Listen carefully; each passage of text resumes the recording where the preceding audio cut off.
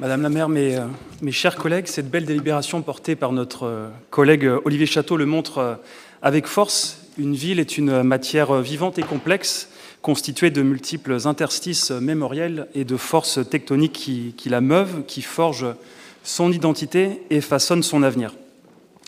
La place de la mémoire ouvrière et de l'histoire sociale sont absolument centrales à Nantes. Elles sont intimement mêlées à sa singularité de grand port breton de fond d'estuaire, où les intérêts divergents de classe ont creusé de profondes inégalités et où les luttes ont été nécessaires pour sortir des milliers de familles de la misère à travers les siècles. Le Centre d'histoire du travail, situé dans les ateliers et chantiers de Nantes, a depuis 1981 un rôle très important dans la conservation et dans l'animation de ce patrimoine immatériel.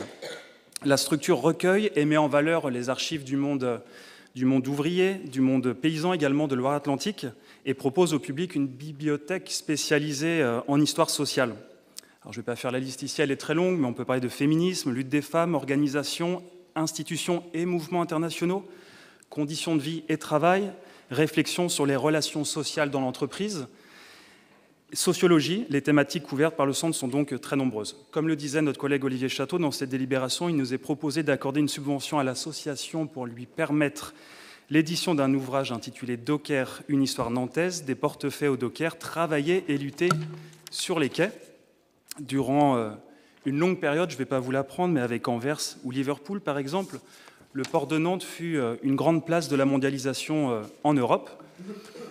Et comme le précisent l'autrice et les auteurs, Samuel Guichetot, Manuela Royer et Christophe Patillon, si plusieurs acteurs de l'activité maritime sont aujourd'hui bien connus, certains le sont beaucoup moins, en particulier les dockers. Mettre la lumière sur les dockers nantais, c'est ainsi l'occasion de dépeindre un univers passionnant, une organisation humaine où les us et coutumes ont perduré à travers les siècles, mais aussi un travail où la rudesse et la pénibilité n'avaient d'égal que la solidarité qui animait l'auto-organisation des dockers. C'est aussi donner à la lumière des luttes d'aujourd'hui l'opportunité de mieux comprendre celle d'hier. La grève de 1907, par exemple, qui a vu les dockers s'unir aux charbonniers pour exiger de la dignité face à des contremaîtres brutaux et une précarité extrême. Ou encore la grève de 1929, qui a vu les 650 dockers à la journée nantaire rejoints pour la première fois par la plupart des dockers au mois pour obtenir une hausse de leur salaire portée à l'époque à 37 francs.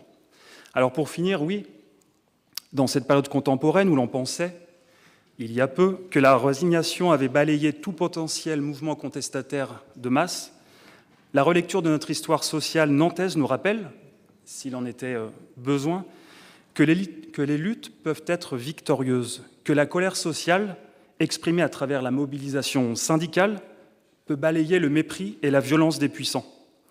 La sortie de cet ouvrage fin 2023 sera ainsi, je l'espère, une nouvelle pierre importante dans l'édification de notre mémoire populaire commune, au service d'une meilleure compréhension des dynamiques sociales d'hier, d'aujourd'hui et de demain. Je vous remercie.